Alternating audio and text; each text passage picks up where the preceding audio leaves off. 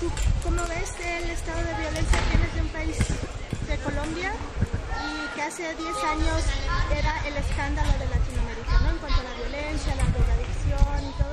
Ahora se habla de la colombianización de México. ¿Por qué crecen esos procesos? Bueno, mira, yo creo que Colombia y México son países que están sucumbiendo ante el problema, no de la droga, sino de la prohibición de la droga. Porque para mí es obvio que lo que genera tanto el negocio como el de sangre es la prohibición.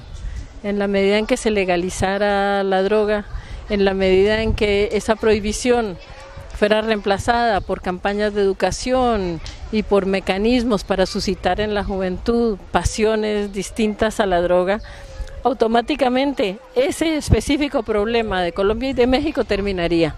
No digo que con eso terminen todos, pero sí son tan grandes las cantidades de dinero que entran a nuestros países por cuenta del tráfico de droga, que cualquier conflicto interno se potencia a niveles delirantes y que se salen absolutamente de control de cualquier gobierno.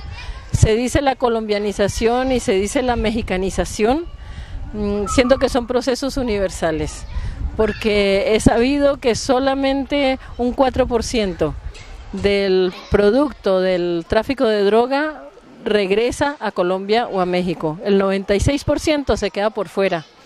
Entonces es fácil decir, Colombia y México son los dos focos, digamos, infectados, pero el problema es internacional, empezando porque el gran consumo no está en nuestros países, está por fuera y por lo general en países del primer mundo. Mientras el problema no se mire de forma global, sino que se señale y se estigmatice a dos países latinoamericanos, vamos a seguir conviviendo con él y vamos a seguir montados en esa gran mentira y esa gran hipocresía que es la guerra contra la droga, que acaba con todo menos con la droga, porque la droga sigue ahí intacta, las ganancias de la droga siguen creciendo pese a tantos años de guerra contra la droga.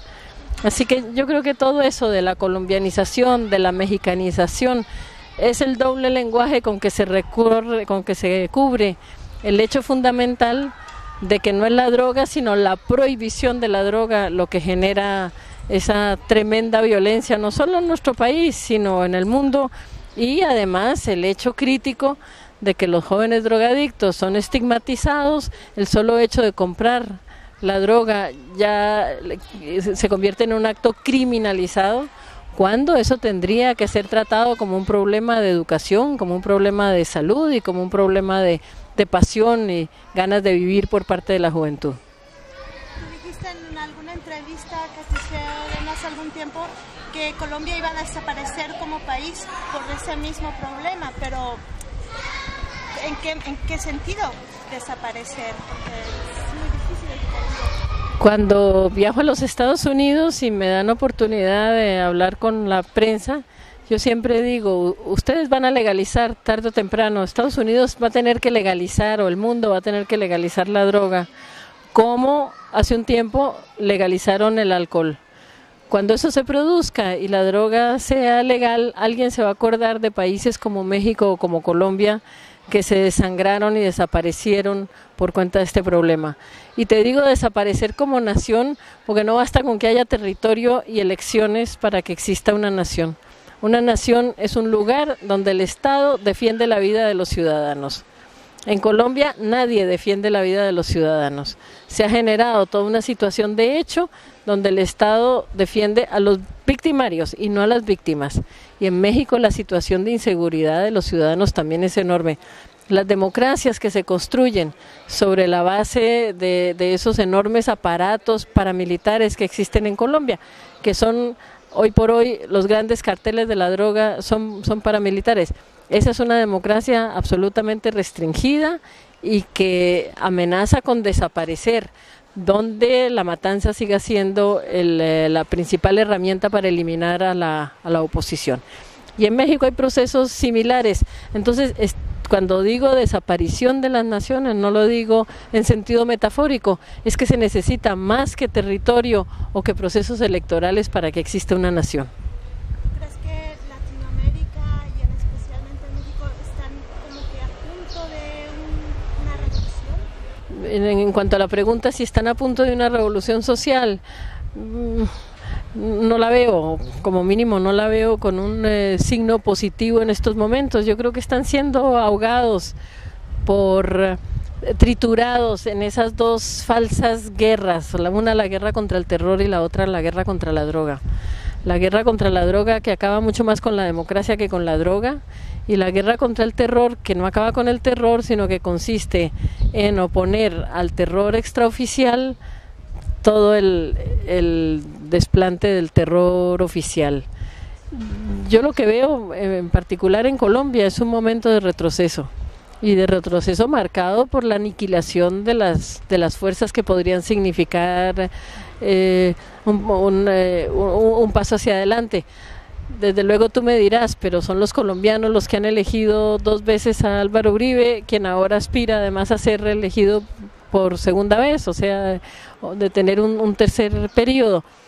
Y yo te diría, claro, porque de alguna manera por el mundo se extendió lo que era la filosofía de Bush, de levantar una cosa que se llamó seguridad, falsa seguridad por lo demás, y en aras de la seguridad se sacrifica cualquier cosa, empezando por la democracia, que fue lo que estaba pasando en los Estados Unidos, en los propios Estados Unidos, donde sus bases republicanas se erosionaron poderosamente durante la era Bush, y ni se diga durante el resto del mundo, porque bajo la bandera de la seguridad lo que se hizo fue arrasar, bombardear, agredir mujeres, niños, invadir países en donde nadie los estaba llamando. Así que lo que yo veo es como este gran proceso de hipocresía que podríamos llamar un bushismo sin Bush, porque sale Bush de la presidencia, pero esas grandes políticas falsas que él montó, de alguna manera no las acabamos de desinflar y siguen haciendo estragos en distintas partes del mundo. En cuanto a Chávez y a Evo, que la pregunta que te hacen con frecuencia es si ellos significan la alternativa. Yo pienso que no estamos en una era de respuestas contundentes. Sin embargo, a pesar de que yo señalo, en particular con respecto a Chávez, el temor de que se avance hacia un régimen de tipo totalitario, también reconozco que el hecho de que haya un gobierno como el suyo, que vuelque la mirada sobre los pobres, que destine el presupuesto oficial a salud, a educación, a techo, para mí está muy claro que Chávez tiene una vocación popular.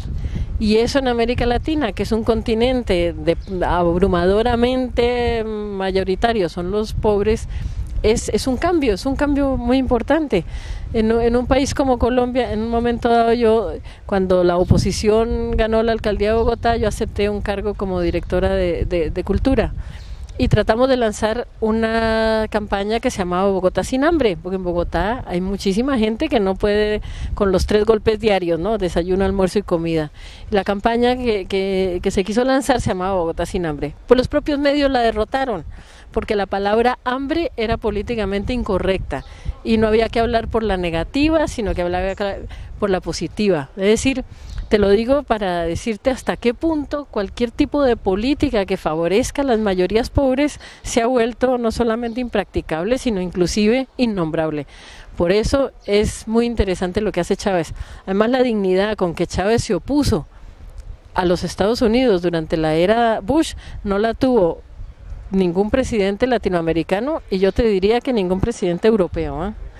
Ahí Chávez tuvo claramente una voz de dignidad al trancarle el ímpetu al gobierno de Bush, y eso hay que reconocérselo. Y en cuanto a Evo, el hecho de que una nación tan predominantemente indígena como es Bolivia tenga por fin un presidente indígena tiene el mismo interés simbólico, la misma importancia simbólica que el hecho de que haya un presidente negro en los Estados Unidos. Y además Evo está emprendiendo campañas difíciles, interesantes. Que cometa o no errores es otra cosa, pero el solo hecho de que quiera desestigmatizar una cosa como la hoja de coca mostrando que es un elemento ancestral, que coca no quiere decir cocaína, que culturas ancestrales nuestras o que nuestras culturas, siguiendo tradiciones ancestrales, la cultiven. No tiene nada que ver con que eso luego se la procese, se la prohíba y se la venda a precios exorbitantes. Esa campaña nada más a nivel simbólico ya es para quitarse el sombrero. Cualquier solución de tipo militar contra el problema de la droga es una solución que tiene que ver con muchas cosas y no con la droga. Porque evidentemente es un problema que no se va a terminar con la militarización, al contrario, cuantos más obstáculos le pongas tú, más tropa, mandes al campo para impedir el tráfico de droga, más se valoriza la droga y mayor cantidad de dinero va a ser el que reciban los narcotraficantes, para no hablar de las veces en que los propios militares están involucrados en el problema de la droga. En Colombia se ha generado un aparato paramilitar abrumador que ha causado miles de víctimas y que es además el principal cartel narcotraficante. Yo creo que nadie en el mundo, aunque no lo diga, tiene dudas de que quienes están traficando hoy en grande con droga en Colombia son los paramilitares. Entonces yo no lo pondría como solución, al contrario, me parece que es parte de este despliegue enorme de las tropas norteamericanas en Afganistán, de las tropas en Irak. La droga, la guerra contra la droga y la guerra contra el terror han servido como las dos mamparas, no para solucionar esos problemas, sino para controlar a través del despliegue militar. En cuanto al hecho masivo y aterrador del asesinato de mujeres en varias regiones del planeta, yo estuve ahora hace poco en Yemen, invitada por Médicos Sin Fronteras para visitar los campamentos de refugiados somalíes que hay allí en Yemen. Y fue muy esclarecedor sobre muchas cosas y también sobre lo que tiene que ver con la violencia contra las mujeres. La violación de las mujeres somalíes a partir del momento que dejan sus aldeas para tratar de buscar la vida en alguna parte es sistemática. Prácticamente no hay mujer que busque o que salga como refugiada que no sea violada no una vez sino muchas veces y además asesinada. Te habla de una situación generalizada de indefensión donde desde luego la víctima más débil es la mujer. El fenómeno de los refugiados y de la migración se presta particularmente a este tipo de atropello. ¿Por qué? Porque tienes una masa de humanidad que va indocumentada, que de hecho ya está recorriendo caminos prohibidos, que de hecho está siendo perseguida por ilegal por los gobiernos y por tanto totalmente marginada. Quien quiera violar o agredir a una mujer en esas condiciones sabe que está agrediendo una ANN, que ni siquiera tiene papeles, o sea que su familia no puede poner el denuncio, ella misma si sobrevive tampoco puede hacerlo. Hay impunidad total en este tipo de crímenes y yo creo que un poco la misma fórmula sirve para explicar en regiones como la frontera con Estados Unidos, con los asesinatos espeluznantes y masivos de mujeres que ha habido allá, como lo que puede suceder en Colombia o lo que está sucediendo en Somalia. Matan mujeres y violan mujeres simplemente porque eso permanece impune y los muchos retenes legales e ilegales de las fuerzas del orden, pero también de quien quiera que quiera sacar dinero de la tragedia de los refugiados, pues se vuelve un hecho generalizado. Allí están las mujeres, están expuestas, están al margen de cualquier posible protección. Lo que yo me pregunto es que estamos hablando de situaciones extremas, emigración, guerra, algo, pero México, que se supone que es un país democrático, que en la frontera además donde ocurren estas cosas hay trabajo para las mujeres en la frontera y pasan esas cosas y hay impunidad dentro de un estado donde hay leyes y no estamos en una guerra así tan extrema. La violencia contra la mujer por lo demás no es tampoco patrimonio de América Latina, es decir, ahí las cifras, como siempre en lo nuestro es hiperbólico, las cifras pueden ser mucho mayores, pero yo he visto y afortunadamente, cosa que celebro, por toda España y empezando por los aeropuertos, la campaña contra la violencia contra la mujer en los hogares. Eso es un fenómeno generalizado en el mundo entero. Yo creo que mucho más profundo de lo que se ha explorado. La mujer muchas veces es víctima en su propia casa de abuso, de violación, de sometimiento, inclusive crímenes que podrían parecer más leves pero que son arrasadores, como el no reconocimiento, la pérdida de la estima, el sometimiento a la autoridad masculina. Eso sigue siendo una situación crítica en América Latina, pues yo creo que en el resto del mundo también hay mucho trecho que recorrer para que eso se pueda de verdad erradicar. En cuanto a qué posible relación puede haber entre los narcotraficantes y la religiosidad, porque es bien sabido que se aferran a los fetiches. Bueno, mira, es interesante, por ejemplo, ver que en Colombia al mafioso se le dice mágico. Y el lenguaje es sabio. Evidentemente una persona que no tiene dinero y que al día siguiente aparece en un Mercedes y con 15 guardaespaldas con metralletas Uzi ha producido algún acto de magia. Toda la hipocresía que decíamos antes en cuanto a cómo surge el tráfico de droga, qué es lo que hay detrás, hace que aparezca como un movimiento de dinero que tiene un carácter mágico. Ya eso no más, la mentira siempre te coloca en el terreno de la superchería. Eso no más ya los vincula directamente con todo este mundo oscuro que no tiene que ver con la racionalidad. Y con esto no quiero decir nada contra la gente que cree o que practica su religión, que tienen todo el derecho y ante eso absoluto respeto. Pero sí también es, por ejemplo, en Colombia los sicarios, los jóvenes sicarios que producen la droga tienen un santo que es San Judas. Y ahí en Medellín, bueno, ahora ya menos concurrido porque ya pasó un poco la época de la mafia plebeya, que era la de Pablo Escobar, pero un santuario muy concurrido que era el San Judas. San Judas, como todo mártir, tienen en la mano el instrumento de su tortura y San Judas tiene un hacha en la mano porque fue decapitado.